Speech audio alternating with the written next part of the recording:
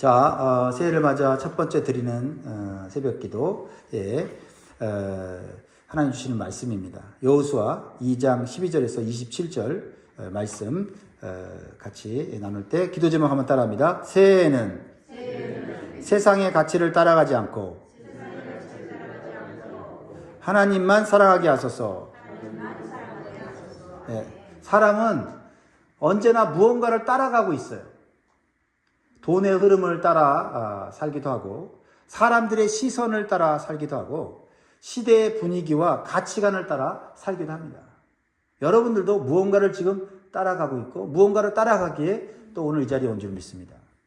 문제는 우리가 예수님을 믿는다고 하면서도 어느 순간부터는 은근히 세상의 기준을 따라 판단하고 결정하고 있지는 않은가 우리가 생각해 보아야 한다라는 것입니다. 우리가 입술로는 예수님을 주님이라고 고백하고 믿음의 길을 걷는다고 말하면서 정작 중요한 순간에는 자연스럽게 세상의 기준, 성공의 기준을 따라서 선택한다라는 것입니다. 오늘 사도 요한은 우리에게 세상을 떠나 살라라고 말하지는 않습니다. 그러나 분명하게 우리에게 말해주고 있어요. 권면하고 있어요. 뭡니까? 너희들이 세상에 속해서 살지만 세상은 사랑하지 말라. 세상을 떠나라고, 세상을 등지라고 말하지는 않습니다. 산속으로 들어가라고 말하지 않아요. 그러나 세상 속에 살면서 세상을 사랑하지는 말라라고 말하고 있어요. 오늘 말씀을 통해 마지막 때라는 거센 파도 속에서 세상의 가치를 거부하고 하나님의 자녀답게 살아가는 신앙의 태도가 무엇인지 몇 가지 교훈을 나누고자 원합니다.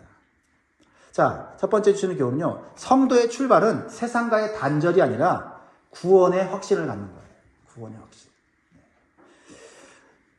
사도 요한은 오늘 본문을 시작하면서 무서운 경고부터 늘어놓는 것이 아닙니다.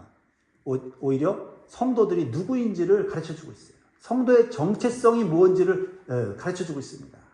우리가 세상에서 세상을 따라 살지 않으려고 한다면 우리가 세상을 피하는 것이 아니라 내가 누구인지 내 정체성을 분명히 하는 것이 세상의 가치를 따라가지 않고 오히려 세상을 변혁시키는 그러한 사람이 된다 이 말입니다. 그래서 12절에 이렇게 말하고 있는 거예요. 12절에 자녀들아 내가 너희에게 쓰는 것은 너희 죄가 그의 이름으로 말미암아 사함을 받았으며. 그래서 사함을 받았다는 말은 다른 말로 말하면 구원을 받았다. 하나님의 자녀가 됐다라는 뜻을 말하고 있는 거예요. 근데 이 단어 헬라어 앞에 온타이라는 이 단어는요. 시제가 완료형이에요. 그러니까 너희 죄가 용서받을 수 있다라고 말하거나 앞으로 노력하면 용서해 주겠다라고 하는 조건부가 아니에요. 이미 완전히 용서받았다. 그리고 그 사죄의 효력이 지금 이 순간 너희의 삶에도 흐르고 있다라는 것을 말씀하고 있는 겁니다. 너희는 이제 앞으로 잘하면 구원받을 거야 라고 말하는 게 아니라 이미 구원받았고 이 구원은 결코 흔들리지 않는다 라고 말씀하고 있는 겁니다. 그래서 우리는요 구원 얻기 위해서 싸우는 자들이 아니에요. 이제는 제사함을 이미 받아 하나님 자녀가 됐으니 하나님 자녀의 신분을 지키기 위해서 힘쓰는 자들이다.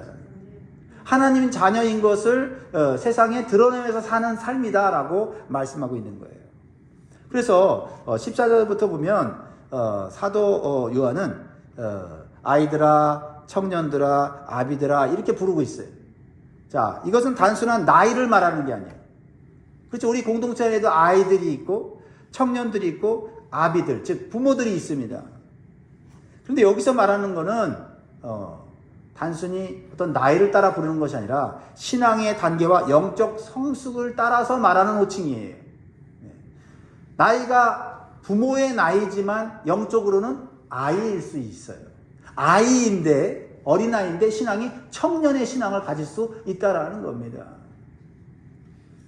14절을 보세요. 14절 같이 읽습니다. 시작. 아이들아 내가 너희에게 쓴 것은 너희가 아버지를 알았으며 아비들아 내가 너희에게 쓴 것은 너희가 태초부터 계신 이를 알았으며 청년들아 내가 너희에게 쓴 것은 너희가 강하고 하나님의 말씀이 너희 안에 거하시며 너희가 흉악한 자를 이기었습니다. 여기서 말하는 아이들, 청년들, 또 아비들의 특징이 뭡니까? 하나님을 아버지로 아는 이러한 신앙을 가진 자들이 아이들의 신앙이에요. 하나님 아버지야. 하나님께 기도하며 응답받아 라고 하는 정도의 수준을 가진 자들이 아이들이다. 아이들의 신앙을 여기서 무시하는 게 아니에요. 아이들의 신앙이 있어야 된다는 거예요. 우리가 가장 먼저 아이들의 신앙, 하나님을 아버지라 부르고 하나님은 아버지이기 때문에 기도하면 응답하시오 라고 하는 아이들의 신앙이 있어야 된다. 근데 거기 머무르면 안 되고 청년들의 신앙으로 나아가야 되는 게 뭐냐면, 청년들은 죄와 싸워서 이길 수 있는, 마귀와 싸워서 이길 수 있는 그러한 신앙을 가져야 되죠. 근데 이 청년들의 신앙의 특징이 뭐냐면, 어떻게 세상과 싸워 이기냐, 어떻게 마귀와 싸워 이기냐, 말씀으로 이긴다 그랬어요. 말씀으로. 여러분, 청년 신앙이 뭐예요? 말씀을 사랑하고요, 말씀을 사모하고요, 말씀이 내 안에서 살아 역사해요. 그래서 세상의 지식과 정보로 내가 말하는 게 아니에요.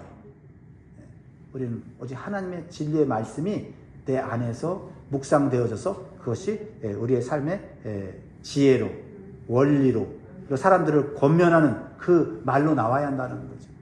청년들의 신앙. 또 여기 보면 아비들의 신앙 뭐냐? 아비들의 신앙은 태초부터 계신 하나님과의 영적인 깊은 교제를 통해서 하나님의 뜻을 따르는 신앙이에요. 그러니까 이제 신앙생활을 오래 하다 보면 어떤 현상이 일어나야 되냐면, 하나님의 뜻에 어긋나는 일은 거의 하지 않는 그 신앙이 아비들의 신앙이다. 그렇죠? 여러분의 신앙이 나이가 들고 성숙해지면 그냥 말해도, 생각해도, 선택해도, 행동해도 하나님 뜻에 거의 어긋나지 않는 그런 신앙의 단계까지 오르시기를 주님으로 축복합니다.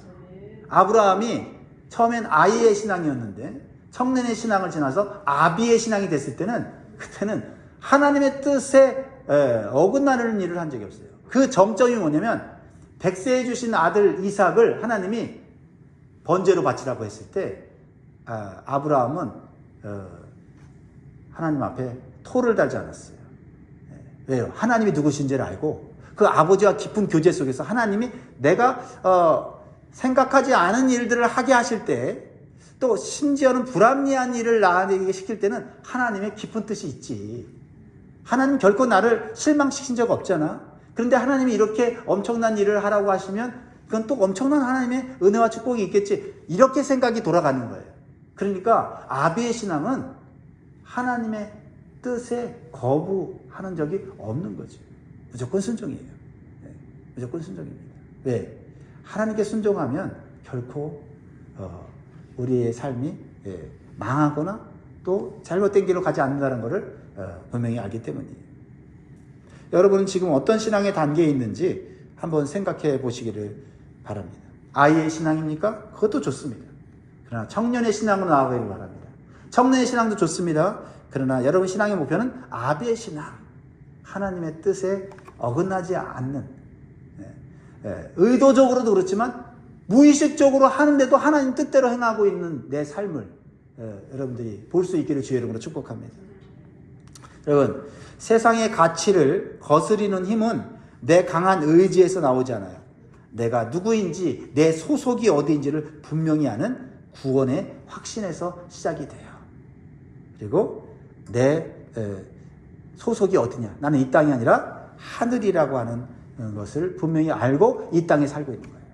사도 요한은 말해요. 너희는 세상에 속하지 않았으니 세상을 등지고 살아라 말하지 않고, 세상에 살지만 너희들이 세상을 사랑하지 않고 하나님 사랑 안에 살라고 말해요. 하나님 사랑 안에 살라. 그러니까 세상에 하나님의 사랑이 있다는 걸 보여줘라. 거꾸로. 세상은 우리로 하여금 세상을 사랑하고 세상을 섬기도록 요구합니다. 그런데 우리는 그 속에서 어떻게 세상에 대하여 도전해야 돼요? 하나님 사랑이 내 안에 있다. 이 하나님의 사랑을 너희들이 맛보기를 원한다라고 맞짱 뜰 수 있는 그러한 신앙을 가져야 된다는 거죠. 자, 15절 말씀 같이 있습니다. 이 세상이나 세상에 있는 것들을 사랑하지 말라. 누구든지 세상을 사랑하면 아버지의 사랑이 그 안에 있지 아니하니. 16절, 이는 세상에 있는 모든 것이 육신의 정욕과 안목의 정욕과 이생의 자랑이니 다 아버지께로부터 온 것이 아니요 세상으로부터 온 것이라. 하나님으로부터 온 가치가 있고 세상으로부터 온 가치가 있는데, 세상으로부터 온 가치는 세상 사람들이 만들어 놓은, 하나님이 없는 사람들이 만들어 놓은 가치는 뭐냐면 육신의 정욕이라는 거죠. 육신의 정욕은 내 안의 본능과 욕망이 삶의 주인이 된 상태예요. 그래서 세상은 이것을 굉장히 아름답게 포장해요. 네가 하고 싶은 대로 해. 그게 너의 삶을 행복하게 할 거야. 그러나 그것은 잘못된 가치관이에요. 하나님께서 우리 인간을 만드셨을 때는 우리 마음속에 있는 욕망과 탐욕을 따라 살지 않고 하나님의 거룩한 뜻을 따라 살라고 우리를 만드셨는데, 죄를 짓고 우리의 이 내면이 망가진 거예요. 망가진 이 인간의 욕망과 탐욕을 따라 살라고 하라? 그게 인간적인 거다? 그게 아름다운 거다? 그게 인생을 행복하게 사는 길이라 말하는데, 거기에 속으면 안 된다는 거죠. 또 두 번째는 뭐예요? 안목의 정욕이에요. 눈에 보이는 것만이 기준이 되어 끊임없이 남과 비교하고 과시하면서 사는 거예요. 이 세상의 삶은 뭐예요? 안목의 정욕. 좋은 것을 보면 갖고 싶고, 그리고 좋은 것을 가졌는데 옆에 보니까 나보다 더 좋은 걸 갖고 있어. 비교해 보니 내가 저 사람보다 더 좋은 걸 가져야 되니까 어떻게 해요? 그 사람 것을 빼앗거나 그 사람을 짓밟고 경쟁해서 이기는, 이러한 방식으로 세상을 사는 게 성공이라고 말하는 것이 이 세상이다. 그 하나님이 기뻐하지 않는 가치관입니다. 세 번째는 이생의 자랑이에요. 자랑. 내 삶의 안정과 성취를 내 힘으로 완벽하게 책임질 수 있다고 하는 오만함이죠. 쉽게 말하면 이생의 자랑은 내가 남들보다 잘났다라고 의시되면서 사는 거죠.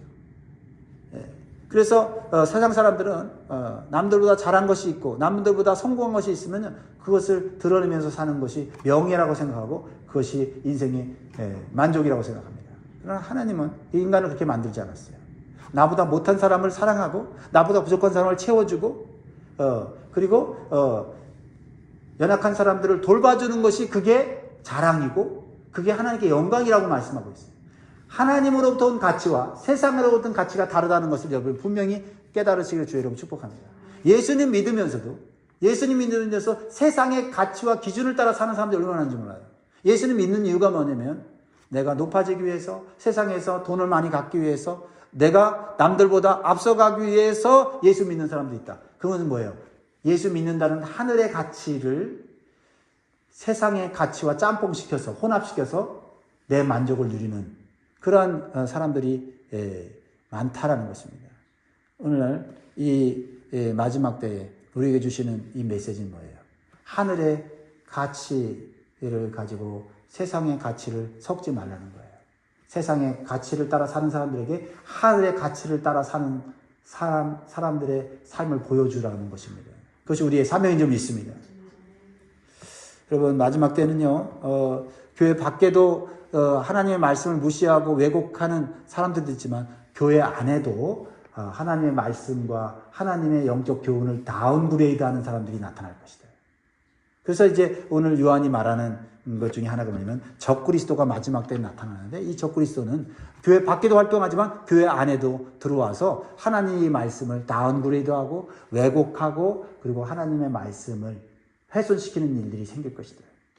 자, 18절, 아이들아 지금은 마지막 때라. 적그리스도가 오리라 하는 말을 너희가 들은 것과 같이 지금도 많은 적그리스도가 일어나느니 그러므로 우리가 마지막 때인 줄 아노라. 그러면서 교회 안에 그러한 거짓 교훈을 전하면서 사람들의 신앙을 오염시키는 자들이 있다. 19절에 그들이 우리에게서 나갔으니 우리에게 속하지 아니하였나니 만일 우리가 우리에게 속하였더라면 우리와 함께 거하였으려니와 그들이 나간 것은 다 우리에게 속하지 아니함을 나타내려 함이니라. 마지막으로 이러한 적그리스도가 활동하는 이 시대에 우리가 올바른 진리를 가지려고 하면 우리의 힘으로 안 돼요. 기름 부음을 받아야 된다고 말하고 있어요. 이 기름 부음은 성령이 우리에게 기름을 부어주시는 거예요. 이 말씀이 결론입니다. 20절 같이 있습니다. 시작. 너희는 거룩하신 자에게서 기름 부음을 받고 모든 것을 아니니라. 여러분, 우리가요 모든 것을 알 수 없어요. 신앙생활 오래 해서도 우리가 모든 것을 알 수 없습니다.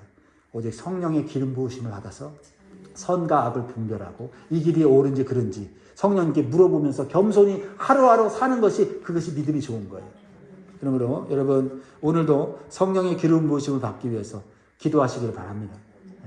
그럴 때 성령께서 기뻐하시면서 여러분의 삶 가운데 충만하게 성령으로 부어주시고 진리의 말씀으로 여러분을 인도하실 줄 믿습니다. 우리 새해 이러한 목표를 향하여서 또 하나님께 영광 돌리는 삶을 우리가 목표하면서 나아갈 수 있길 주의 이름으로 축원드립니다. 기도하겠습니다.